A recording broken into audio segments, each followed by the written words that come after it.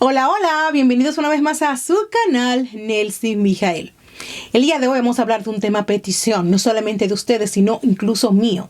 Vamos a hablar de las energías, curarte con energías. Y hay una técnica especial que se utiliza para esto, conocida también con el nombre de Reiki, del cual yo no tengo mucho conocimiento, pero he traído una persona invitada que es profesora de Reiki de muchos años para que nos explique muchas cositas.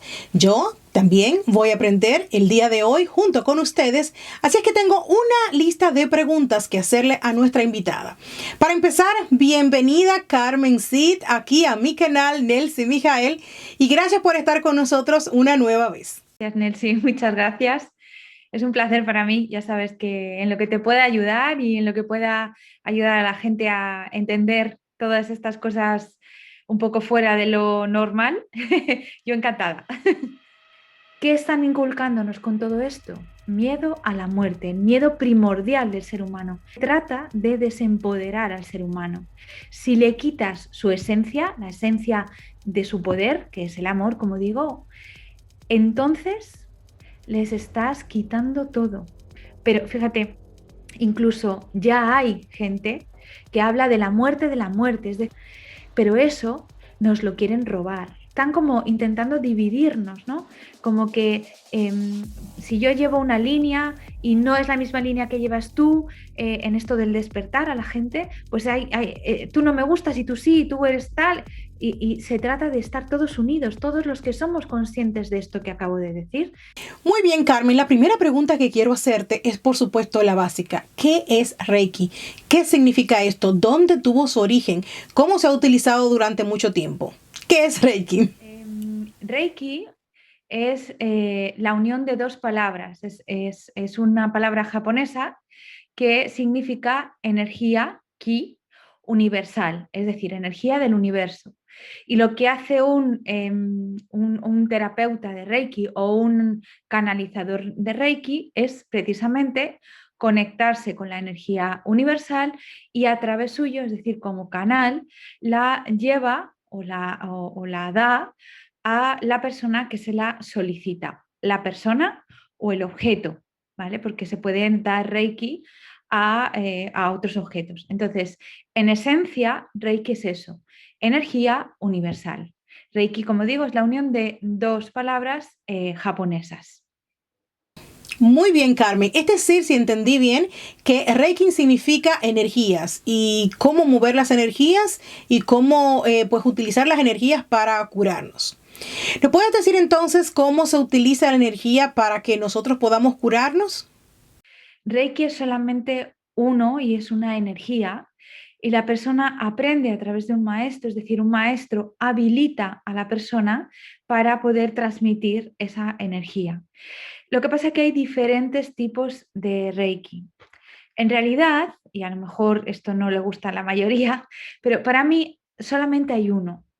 Lo que pasa es que el ser humano, digamos, que tiene la necesidad como de compartimentar o de hacer grupos diferentes, ¿no? De diferentes técnicas, pero en la base Reiki es siempre lo mismo, ¿no? Entonces, los dos Reikis, digamos, iniciales o principales son el Reiki Usui tibetano y el Reiki Gendai o Gendai Reiki. ¿Vale? Esos son, digamos, las dos raíces de donde salió Reiki, nació Reiki y cómo llegó desde Japón a Occidente. Fue primero a Estados Unidos, a Hawái, y de Hawái, digamos, se fue esparciendo por toda América y por toda Europa. Entonces, una persona que es habilitada por un maestro, es decir, necesitas un maestro que te habilite para transmitir esa energía, en el momento que tiene esa habilidad, puede simplemente con la imposición de manos y con los ojos transmitir esa energía. La diferencia con otras canalizaciones de energía es precisamente esa, que la necesidad de un maestro que te inicie, se llama así, que te inicie en esta técnica y que te dé la capacidad de transmitir energía universal y no tu propia energía, porque cualquier persona es un canalizador de energía. ¿de acuerdo? O sea, cualquier persona, desde que nacemos, estamos intercambiando energía y de hecho damos energía a otra persona y otra persona nos da energía a nosotros, ¿no? Lo que pasa que cuando tú haces eso sin estar habilitada para transmitir Reiki, lo que haces es que das tu propia energía vital y te quedas, digamos, sin energía porque estás dando la tuya. Entonces, se dice, yo ya no utilizo Reiki, yo ahora trabajo con las secuencias numéricas, como tú sabes, pero estoy en contacto con un grupo de maestras que yo formé y cuando me llega alguna persona que quiere aprender o que quiere sanarse con Reiki, yo la derivo a ellas, ¿no? Porque todavía la gente me busca muchas veces por esto. Entonces, lo que yo enseñaba a mis alumnos para diferenciar de cuándo estaban canalizando correctamente Reiki y cuándo no, era precisamente eso. Cuando tú te sentías desgastado o cansado después de haberle dado una sesión de Reiki a alguien, es decir, después de haberle impuesto las manos a alguien, eso significaba que tú no habías estado dando Reiki, tú habías estado dando tu propia energía. Entonces, ¿cómo un practicante de Reiki puede no dar su propia energía y limitarse a dar Reiki? Se tiene que trabajar. Yo recuerdo que al principio, cuando yo aprendí y cuando empecé a enseñar, yo decía que el canal no importaba. Pero después de muchos años trabajando con Reiki, me di cuenta que sí importa. Una persona que no se ha trabajado a sí misma, que no está, digamos, limpia por dentro, y ahora voy a explicar lo que significa limpio porque no quiero que nadie lo interprete mal, no es un buen canalizador de Reiki. ¿Por qué? Porque cuando tú abres la sesión, como se dice en el argot de Reiki, cuando tú abres la sesión para que Reiki pase por ti, si tú necesitas que Reiki limpie algo en ti porque tienes alguna enfermedad, algún problema, alguna cuestión que solucionar energéticamente hablando, pues toda esa energía se va a quedar en ti, trabajando en ti primero. Carmen, en base a todo lo que nos has dicho actualmente, ¿significa esto que las emociones y las emociones y las energías, sabemos que las emociones causan energías? Las emociones malas son de baja vibración y bajan la energía de nosotros los seres humanos. Recordando, por supuesto, que nosotros somos seres duales. Bueno, más, pero básicamente somos cuerpo y también alma. Y nuestra alma o nuestra pues interior se nutre de lo que son las energías. Entonces, ¿significa esto que Reiki funciona para modular las energías, las positivas, o sea, las negativas, transformarlas en positivas? Sí, se puede decir así. Lo que hace Reiki es desbloquear. Cuando, según la medicina tradicional china, también la acupuntura se basa en eso, podemos tener bloqueos energéticos en los nadis, en los chakras, en los meridianos. Todo esto es anatomía sutil, ¿de acuerdo? Entonces, igual que tenemos órganos físicos y cuando se enferman, pues hay que trabajarlos, hay que tratarlos, pues digamos nuestros cuerpos sutiles, los cuerpos eh, que componen también el cuerpo humano, pues también se enferman. De hecho, se enferman primero a nivel energético y cuando no se solucionan esos bloqueos, no se tratan esos bloqueos, llegan, digamos, o bajan de nivel hasta el cuerpo físico y ahí es cuando un órgano enferma, ¿no? Un órgano físico. Entonces, con Reiki tratamos de llegar, de prevenir primero antes de que la enfermedad llegue al cuerpo físico.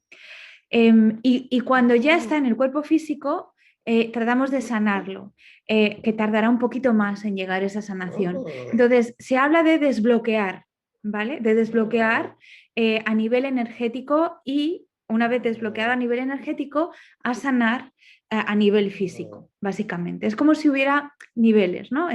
Bueno, el que conoce un poco de anatomía sutil y sabe lo que es el aura, que tiene diferentes capas y diferentes cuerpos, el emocional, el causal, el mental, pues sabe que la enfermedad empieza entrando desde de arriba hacia abajo. El último cuerpo en el que se instaura la enfermedad es en el cuerpo físico.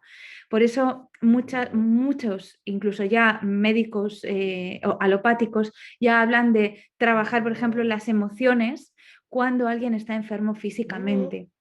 digamos que las emociones son los bloqueos anteriores a los bloqueos físicos, a las enfermedades físicas. Pero antes que eso hay que trabajar, ¿no? Hay que trabajar esos otros cuerpos sutiles y ahí es donde trabaja el Reiki. A nivel energético siempre, siempre desbloqueando energías. Muy bien.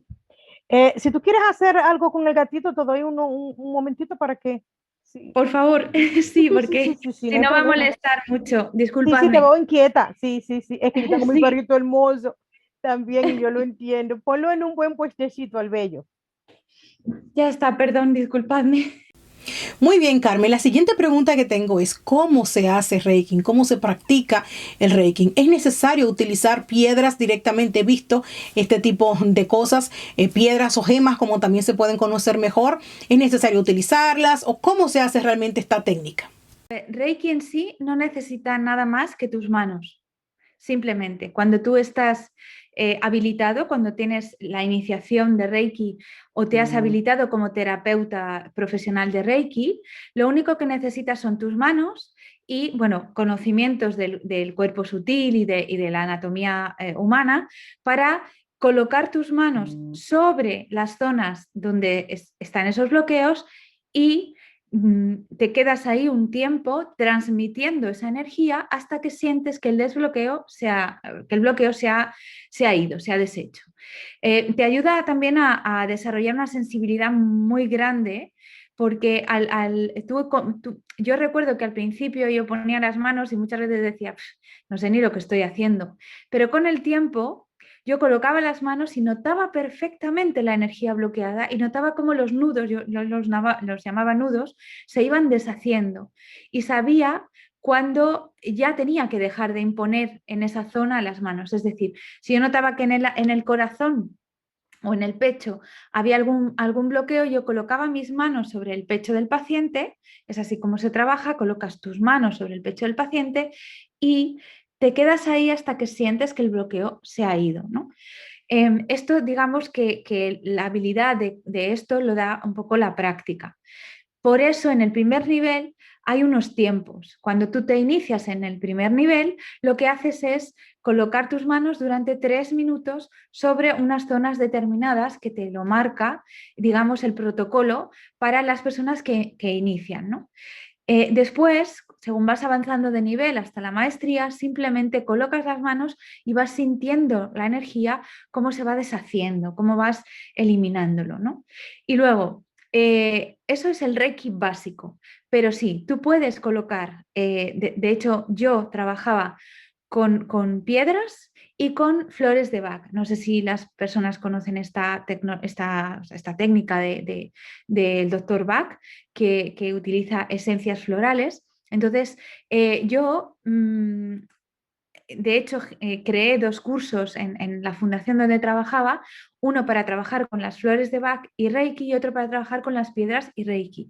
¿Qué es lo que haces básicamente? Básicamente le das Reiki a las piedras, a los cuarzos, porque digamos que cada chakra o cada nudo energético en tu cuerpo, nodo energético en tu cuerpo, le va bien una serie de piedras o cuarzos o trabaja mejor con una serie de piedras o cuarzos y otros le va mejor otras. Entonces, tú tienes, digamos, tu equipo de cuarzos, tu equipo de piedras, los que tienes siempre limpios y preparados para la sesión, siempre cargados con Reiki, los coges en tus manos y les das Reiki para que ellos sean unos transmisores estáticos de Reiki. Es como, no sé si se entiende bien, pero tú simplemente cogerías, por ejemplo, esta piedra que tengo yo aquí, la pondrías en tus manos y durante un ratito le darías Reiki. Una vez que esa piedra está cargada con Reiki, tú la colocas sobre la parte del cuerpo que quieras y ella va a transmitir la energía de Reiki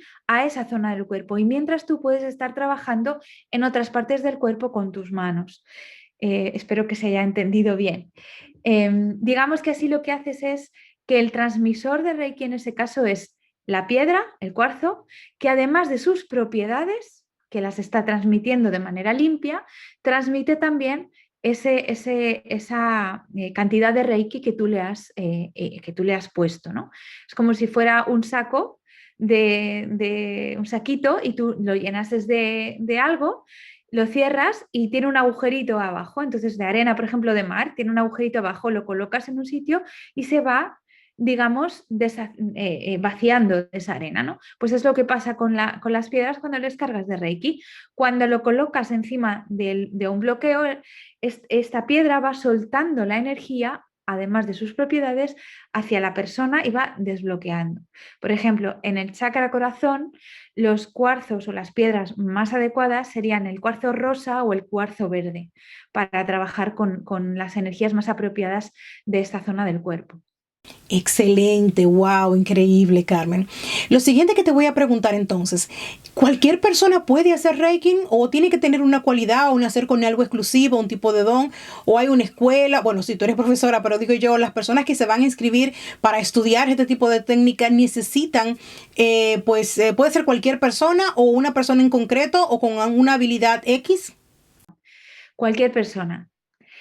Hay personas que nacen con un don y ese don es suyo, no tienen, no lo pueden, o sea, no lo pueden transmitir, no lo pueden enseñar porque es un don, le ha sido dado.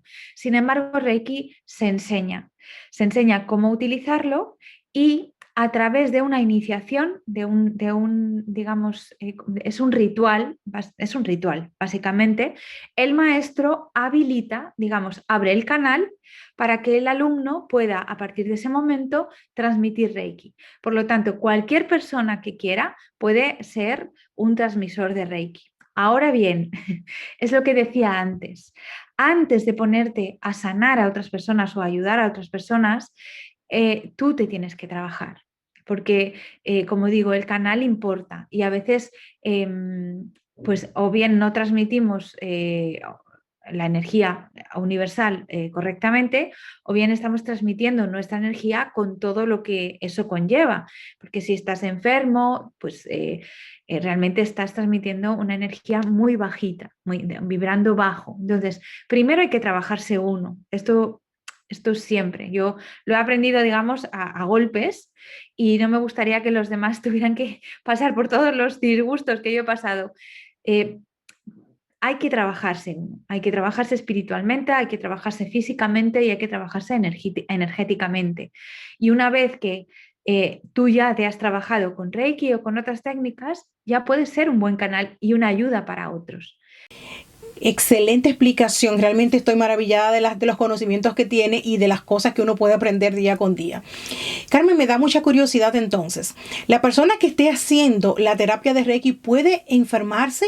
Es decir, me voy a explicar bien. Si está tratando a un paciente o cliente, como se le llame, por ejemplo, en este aspecto, que tenga una enfermedad física o emocional, ¿puede contagiarse de la energía negativa o de la enfermedad que esa persona tenga a sí misma?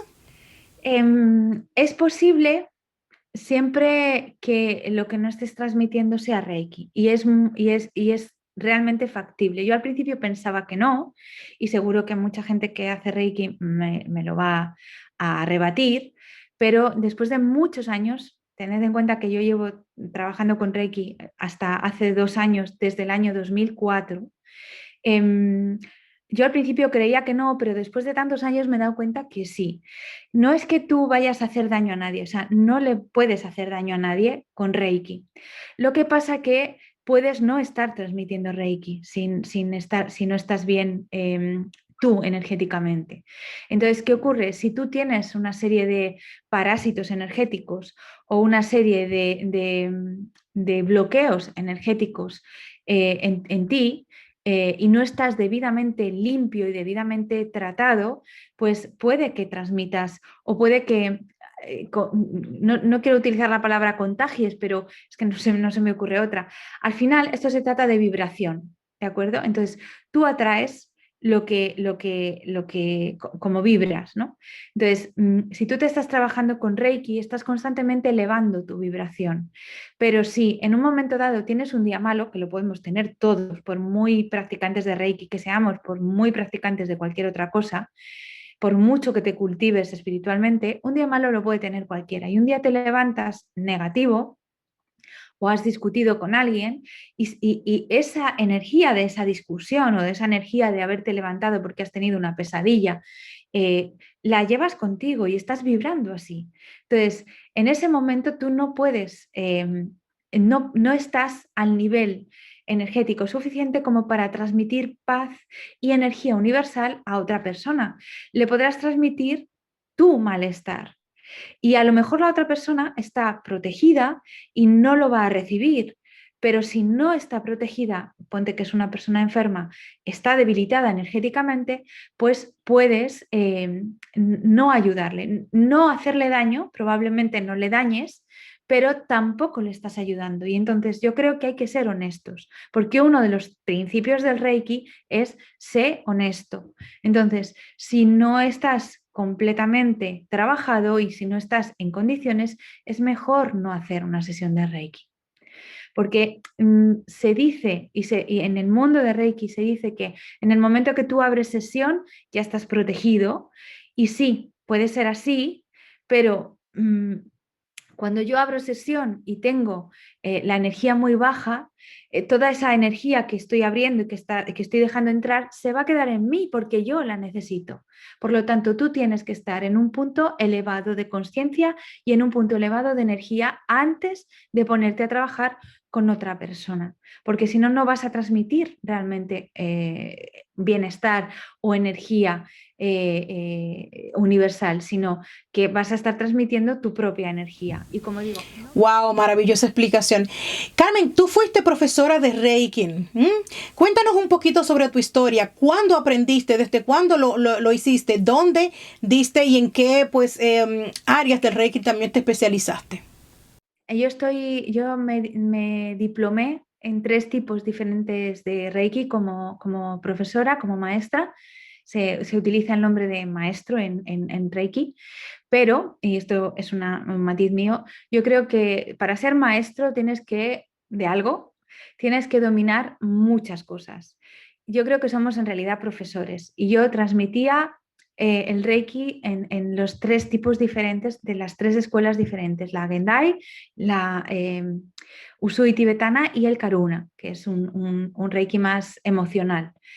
Entonces, yo enseñaba y transmitía lo más fielmente posible con el método tal y como a mí me habían enseñado.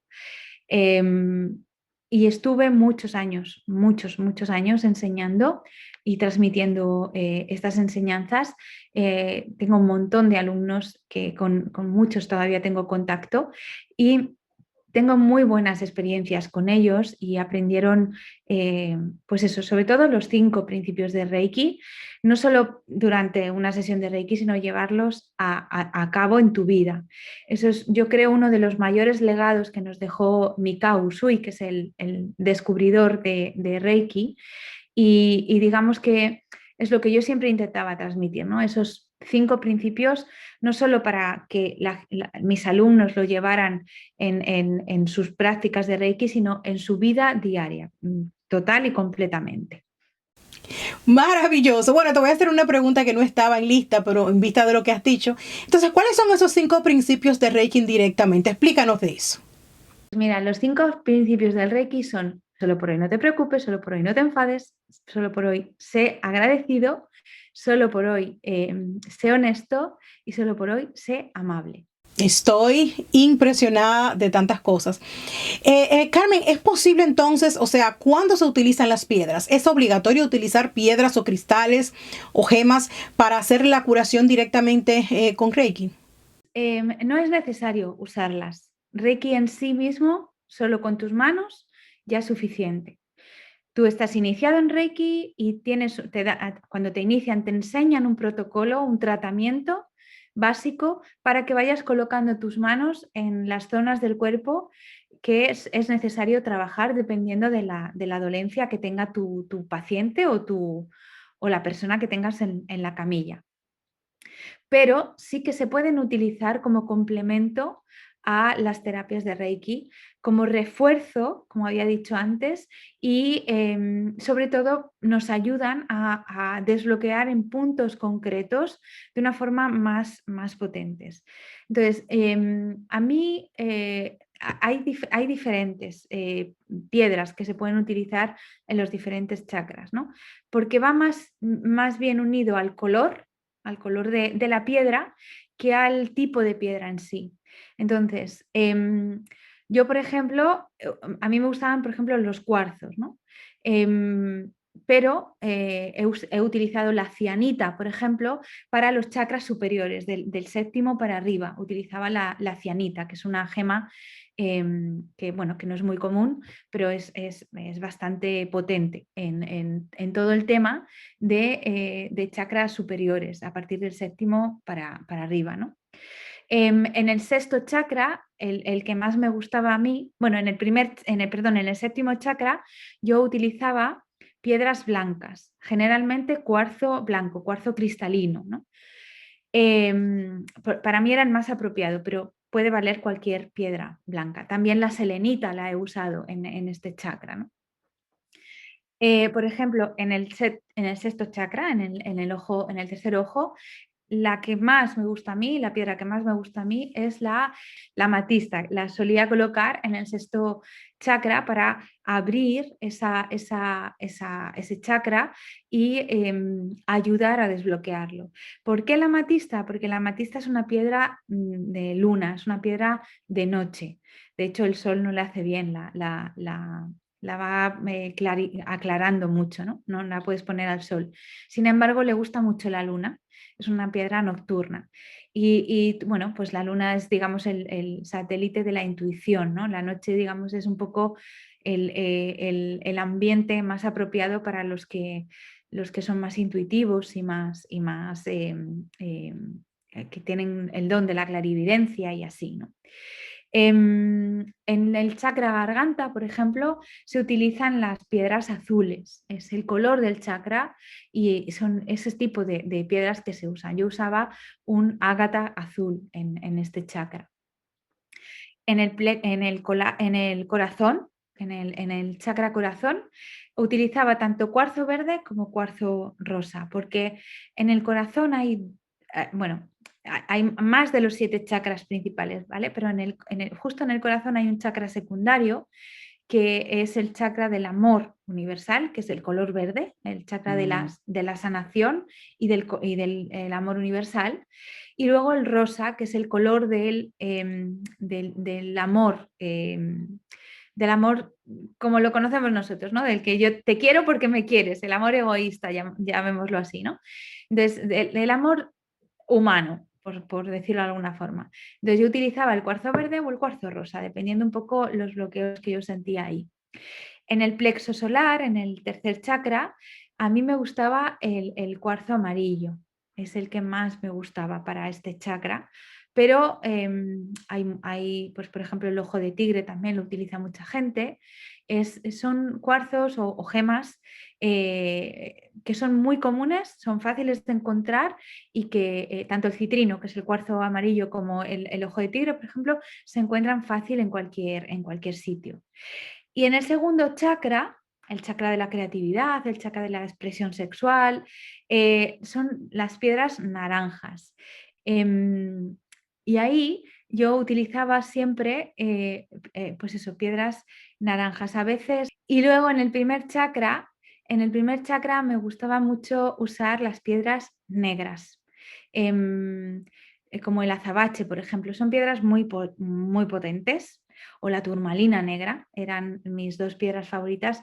Son muy potentes porque en realidad el color del primer chakra es el rojo, pero también el hematite solía utilizar, porque el hematite por dentro es rojo y por fuera es gris, es un cuarzo que tiene una gema que tiene mucho hierro. Entonces, estas piedras son muy, muy fuertes, tienen una energía terrestre muy potente y el chakra base está muy conectado a la tierra, a la energía de la tierra, de la prosperidad, de la madre, ¿no? Entonces, digamos que el chakra base nos ancla a la tierra y el séptimo chakra nos conecta con el universo.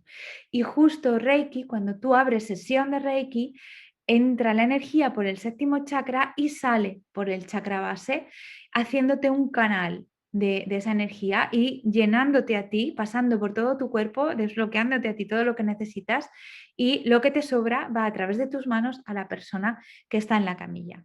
Muy bien, Carmen.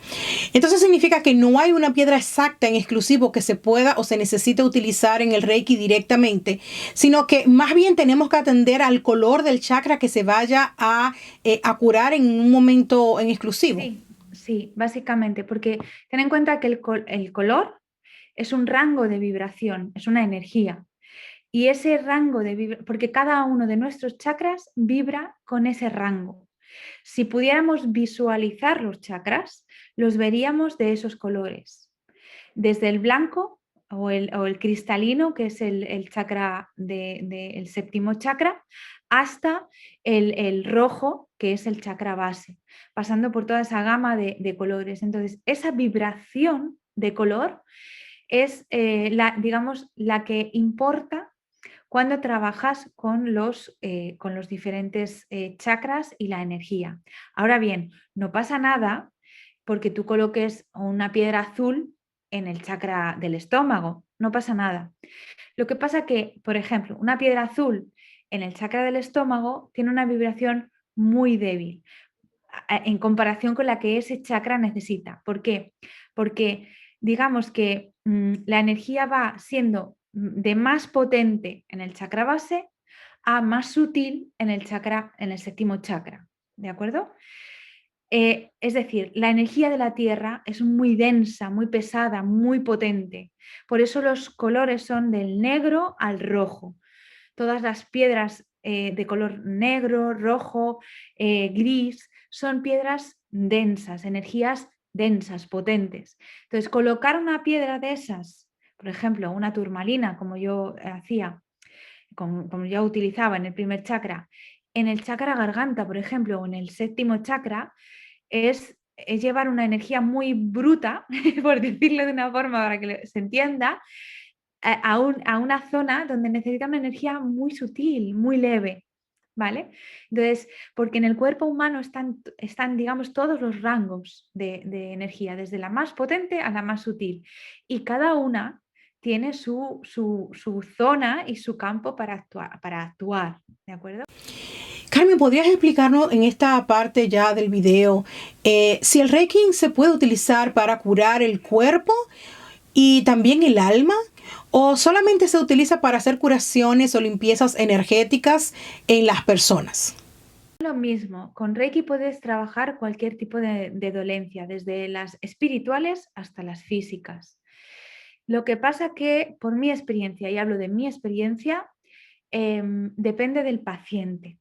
Em, yo he tenido éxitos rotundos en enfermedades muy graves con algunas personas y fracasos rotundos con otras, porque, y esto sé que tiene mucha controversia, pero hay gente que no se quiere curar y no se quieren curar. Entonces, por muy buen terapeuta que seas y por mucho que pongas de tu parte, no hay forma de ayudarles.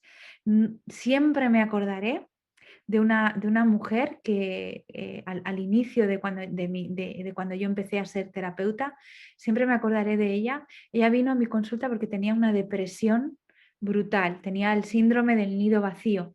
Sus hijas se habían hecho mayores, se habían ido de casa, ella se había dedicado toda su vida a cuidar de sus hijas y de su marido. Ahora su marido estaba trabajando, sus hijas estaban viviendo en otra ciudad porque estaban estudiando y ella se pasaba el día en casa sola, entonces estaba deprimida. Empezamos a tratarla y empezó a mejorar. Cuando empezó a mejorar, dejó de venir.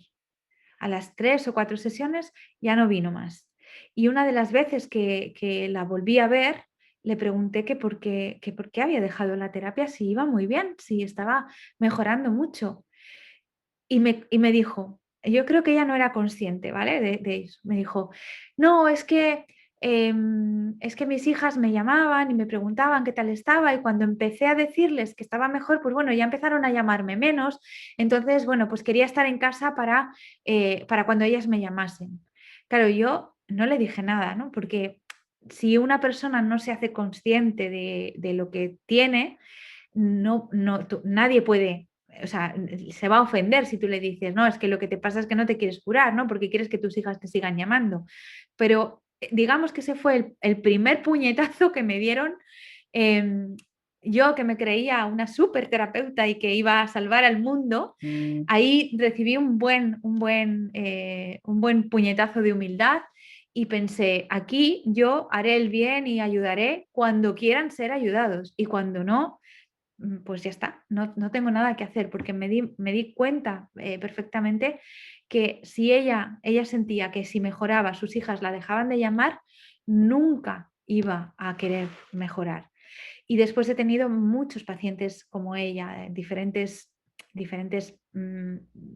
cosas, de diferentes enfermedades que tampoco he podido ayudarles porque, bueno, mi labor llegaba hasta donde ellos querían que llegase, claro. Entonces, esto es algo que frustra bastante y que muchos terapeutas no reconocen, pero es así realmente. Tú no puedes modificar la voluntad de nadie. Completamente cierta tu explicación, Carmen. Hay personas que no quieren curarse, que son muy dependientes emocionalmente, eso es así. Personas que sufren de dolencias emocionales, depresiones, dependencia, como tú estabas diciendo, y utilizan, bueno, se enferman físicamente por esa misma situación y para no perder la atención de sus seres queridos, esto ocurre, por ejemplo, como tú dijiste, de madres a hijos, cuando ya los hijos son grandes y se van, pero también ocurre, por ejemplo, en pareja. O sea, en la mujer sumamente dependiente emocionalmente de su pareja y suele tener una especie como de enfermedad que se manifiesta físicamente, por supuesto, para tener permanentemente la atención de su pareja. Puede ser hombre o mujer, pasa en las dos partes.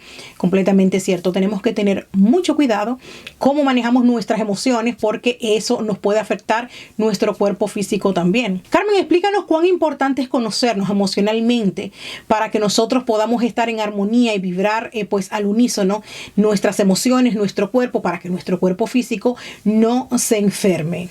Háblanos un poquito al particular. Pues mira, las emociones, digamos, gestionar las emociones son la base de la salud física, porque un problema físico no es más que el bloqueo de una emoción. La mayoría de las enfermedades físicas que desarrollamos cuando somos adultos tienen que ver con bloqueos emocionales de nuestra edad infantil, de cuando éramos niños, que no supimos gestionar, porque cuando nacemos, tú eres perfectamente consciente de tu cuerpo y de cómo las emociones se establecen en tu cuerpo.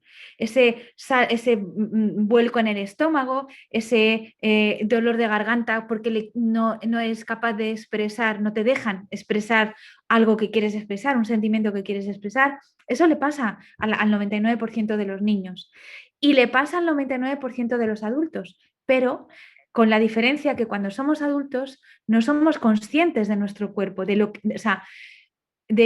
cómo esa emoción que estoy bloqueando se está quedando estancada en mi cuerpo. De repente yo un día me levanto con dolor de garganta y no se me ocurre, porque no me han educado así, preguntar qué fue lo que ayer no dije y a quién no se lo dije.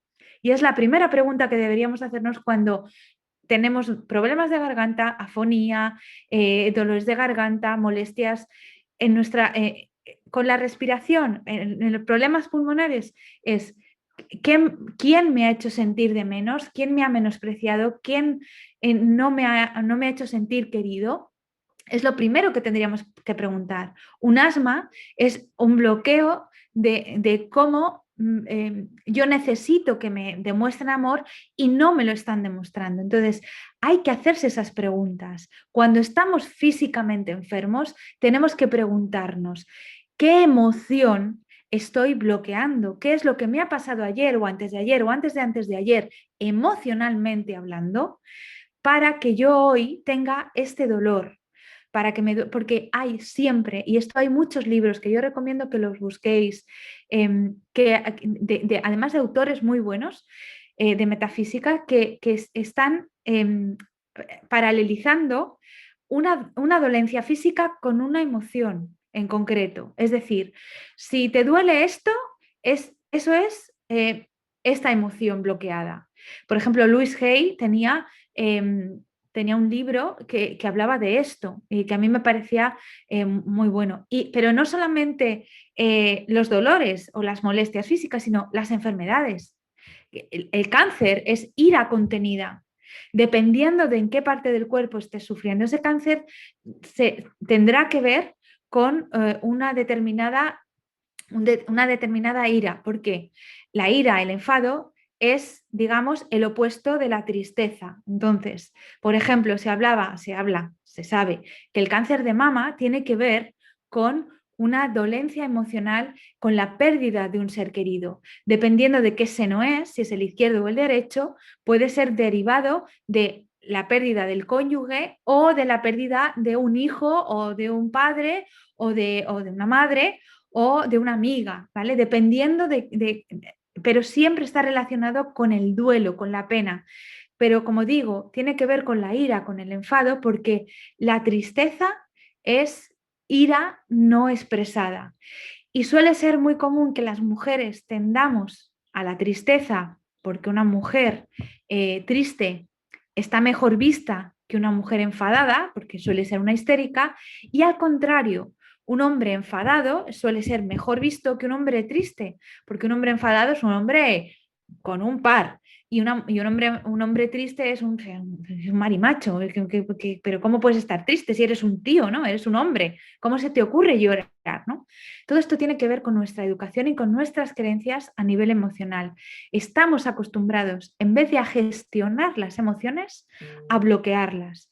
Y el bloquear emociones provoca directamente enfermedades físicas.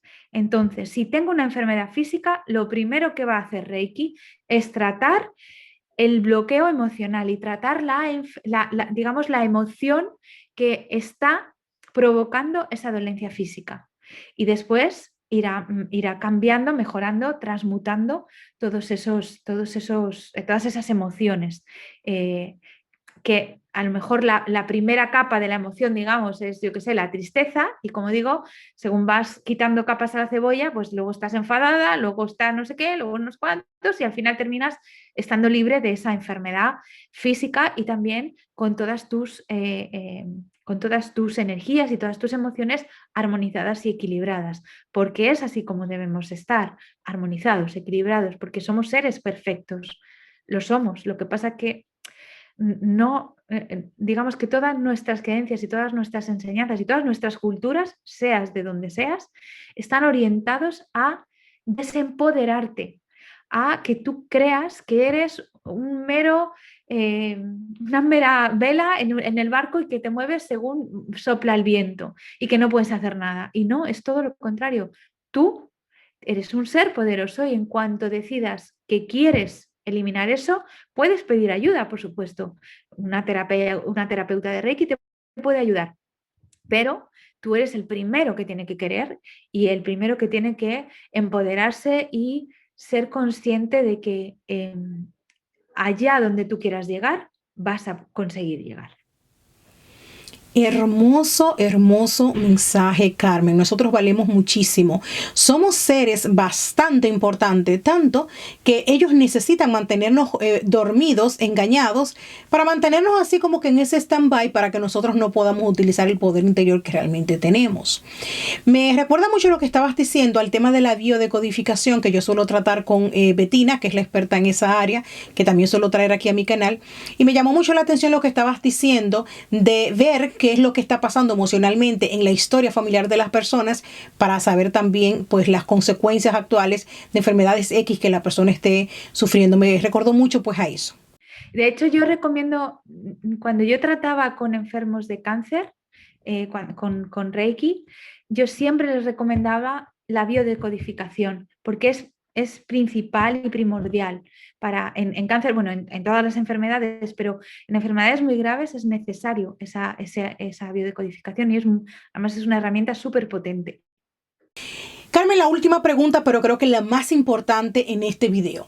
¿Crees tú que con la situación actual que estamos viviendo todos, esa idea o necesidad de, bueno, los controladores, como también algunas personas le llaman, esa necesidad de meternos miedo constantemente a las personas, tiene algún tipo de razón primordial para Sabemos que nos quieren bajar la vibración y la autoestima, eso lo sabemos, pero ¿piensas tú a modo personal que la intención que ellos tienen de meternos tanto miedo constantemente, de que nos vamos a morir todo básicamente, tiene algún tipo de razón de ser? Me gustaría escuchar cuál es tu opinión al respecto. Mira, el miedo es la ausencia de amor. El contrario del amor es el miedo, no es el odio.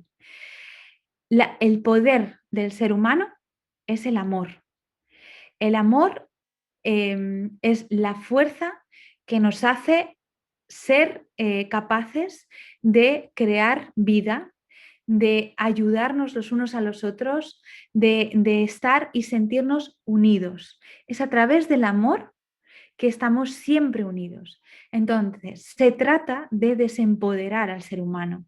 Si le quitas su esencia, la esencia de su poder, que es el amor, como digo, entonces les estás quitando todo. Una persona asustada es totalmente, totalmente manejable y maleable. Una persona que sabe que es poderosa y que tiene capacidad y conocimiento de todas sus dimensiones, desde la espiritual hasta la conciencia amorosa que es, porque ya lo dijo Cristo, yo no soy religiosa católica, pero he estudiado y leído de todas las religiones, desde la hindú hasta la judaica, todas, y todas coinciden en eso, aunque Cristo lo dijo, Dios es amor, y yo soy a imagen y semejanza de Dios, porque soy amor. Ese es mi gran poder. Si yo soy amor y siento amor por todo y por todos, porque todo es parte de mí, nunca voy a tener miedo a morir, porque puede que mi cuerpo físico muera, pero yo siempre viviré. ¿Qué están inculcándonos con todo esto? Miedo a la muerte, el miedo primordial del ser humano.